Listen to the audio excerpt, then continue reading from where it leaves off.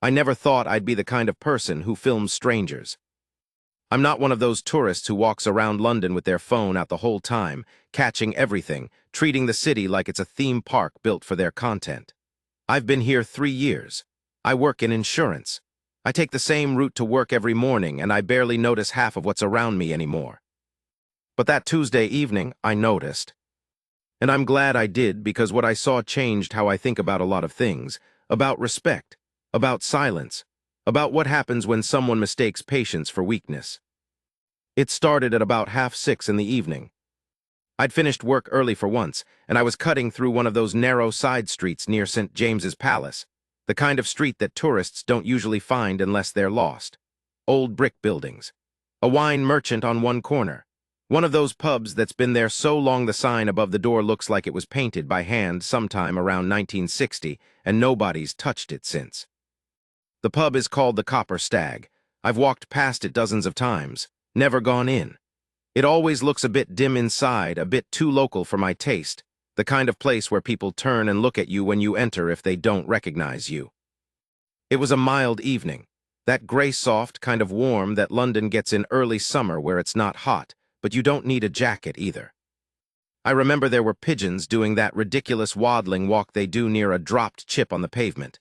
2 older women with shopping bags were talking outside a pharmacy. Everything felt ordinary. And then I heard a voice. Loud, sharp, the kind of voice that cuts through street noise like someone threw a stone through glass. You, what are you doing standing there? You're blocking my doorway. I looked up. There was a household cavalry soldier standing near the entrance of the Copper Stag. Full ceremonial uniform, the dark tunic, the polished breastplate catching what little evening light there was, the black boots so immaculate they looked almost unreal on that grimy pavement. He was completely still. Which, if you know anything about these soldiers, is exactly what they're trained to be. And coming out of the pub doorway, wiping his hands on a cloth that had probably never actually cleaned anything in its life, was a man I can only describe as someone who had decided the world owed him an audience. He was the owner. You could tell from the way he moved, that proprietorial swagger that some pub landlords develop when they've been behind the same bar for too long. Maybe mid-50s. Red-faced, not from the cold, just from himself. He had the build of someone who'd been strong once and had since replaced it with something else. "Are you deaf?" he said, louder this time. The guard didn't move. And that seemed to make the landlord worse. A few people had started to slow down. That thing that happens in cities where a confrontation begins to gather its own gravity, people pulled toward it even if they're not sure they want to watch. A young couple stopped about 10 feet away. A man on a bicycle put his foot down and balanced, looking over. I stood still near the lamp post, half pretending to check my phone. The guard was positioned, and I realized this only when I looked properly on a public pavement. Not in the pub doorway, not on private property. On the pavement which belongs to everyone and no one. "You lot think you can just stand wherever you like, don't you?" the landlord was saying now. His voice had shifted from irritated to something more performative. He knew people were watching, and he seemed to grow from it, the way certain personalities do when they feel a crowd forming. "Tourists keep stopping and taking photos right outside my door. Customers can't get in and out properly. This is my business, my livelihood." The guard stood completely still. Helmet straight, eyes forward, hands at his sides. The landlord stepped closer. He wasn't quite in the guard's face, but he was close enough that anyone watching could see what he was doing. He was testing him. He'd clearly figured out the rule that the guard wouldn't respond, wouldn't turn, wouldn't react. And he was using that knowledge the way certain people use the knowledge that someone has their hands tied, not bravely, cruelly. "What's your name, then?" "Don't you have to tell me your name?" He turned to look at the small crowd now, grinning a little. "Can't even answer a simple question, standing there like a bloody statue. You know what you look like? You look ridiculous, absolutely ridiculous." That was the word that landed differently. Ridiculous. He said it like he meant it to sting, and he projected it outward, not just at the soldier, but at the people watching, inviting them to agree, to laugh, to make it collective. Nobody laughed. I remember that specifically. There were maybe 8 or 9 people watching by that point, and not one of them made a sound. A few of them looked at their feet. One woman shook her head very slightly. The landlord didn't seem to notice, or he didn't care. He kept going, standing there, arms crossed now, delivering a little monologue about business rates and tourists and pavement obstruction. He called the uniform a costume at some point. He said something about taxpayers and whether the soldier knew what a real job looked like. It went on for maybe 3 or 4 minutes, but it felt much longer. And through all of it, every word, every jab, every pause where he seemed to want the guard to break, the soldier didn't move. Not a shift in weight, not a twitch, nothing. His eyes were fixed at some point in the middle distance that wasn't the landlord and wasn't the crowd. He was present and somewhere else at the same time, in that way that takes extraordinary training to manage when someone is speaking directly at you from 2 feet away. Eventually, the landlord ran out of material. He made a contemptuous sound, something between a laugh and a grunt, and went back into his pub. The door swung shut behind him. The crowd dissolved the way crowds do, quickly, quietly, like it's slightly embarrassing to have stopped at all. I didn't move for a moment. I looked at the guard. He was still completely still. If the last 5 minutes had happened at all, his body gave no record of it. Breastplate catching the evening light, boots immaculate, shoulders level. I don't know his name, I don't know anything about him, but I remember thinking something that I almost never think about strangers. He's someone's son. Probably in his 20s, trained for years. Stood in the cold and the rain and the heat in that uniform, performing a function that's partly ceremonial and partly something much older than ceremony. A living symbol of an institution that outlasted every generation that ever mocked it. And some man with a damp cloth had just called him ridiculous on a public street and gone back inside to pull pints. I walked home. I didn't film it. I didn't post anything. I told my flatmate about it over dinner, and she shook her head and said people are awful, and then we watched television, and I thought I'd forget about it by morning. I didn't.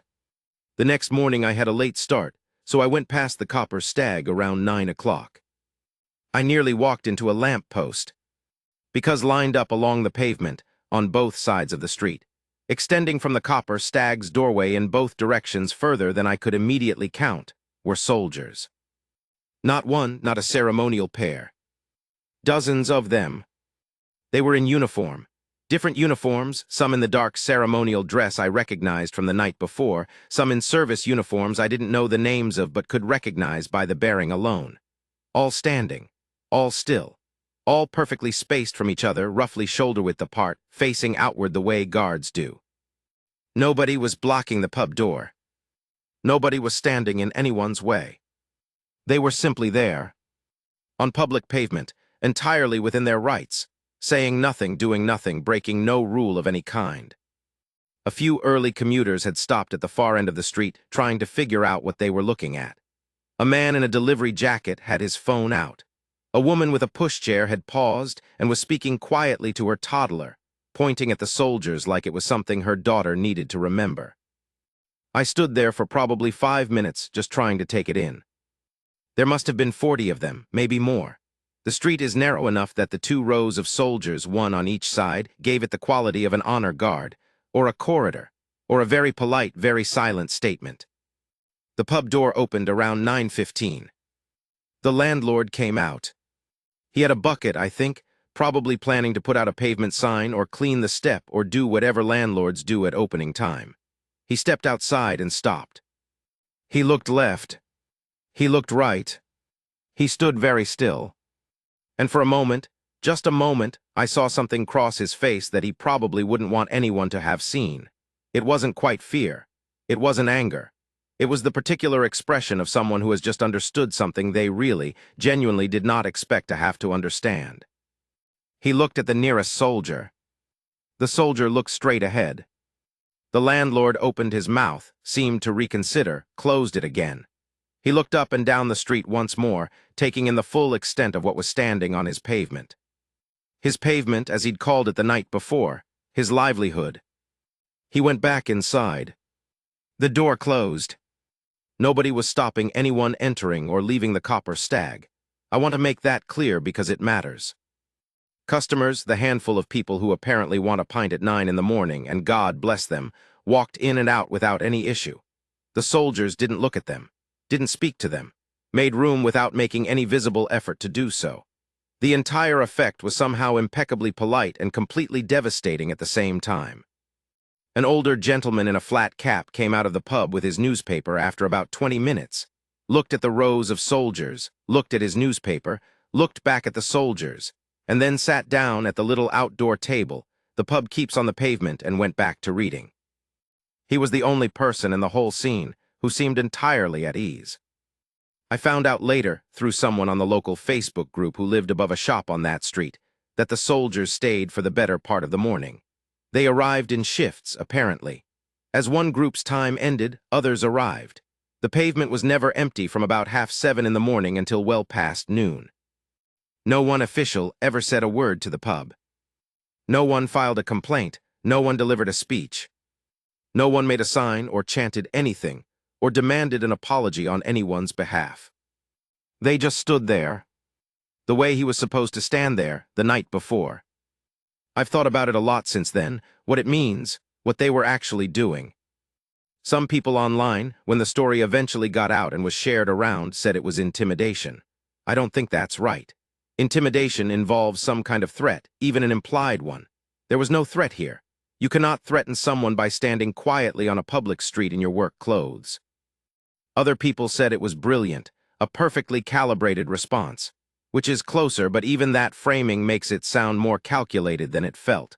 What it felt like, standing there watching it, was something simpler and more human. It felt like loyalty. That soldier the night before had stood alone while a man said things at him that were designed to make him feel small.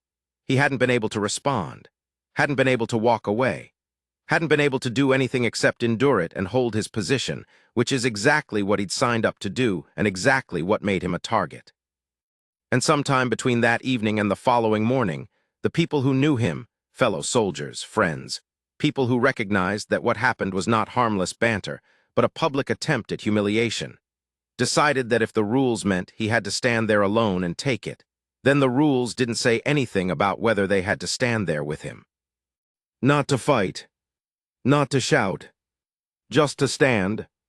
I walked past the Copper Stag again about 3 weeks after that. The pub was still open. Lights on, sign above the door still faded, same pavement. I didn't see the landlord.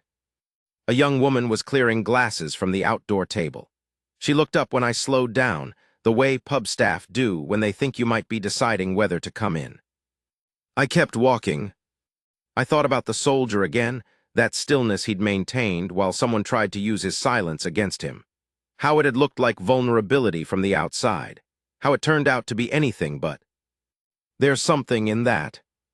About the difference between being silent, because you have to be, and being silent, because you've chosen to trust that the people standing behind you understand what silence costs.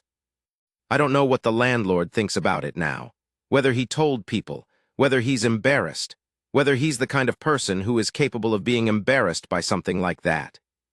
I hope he is.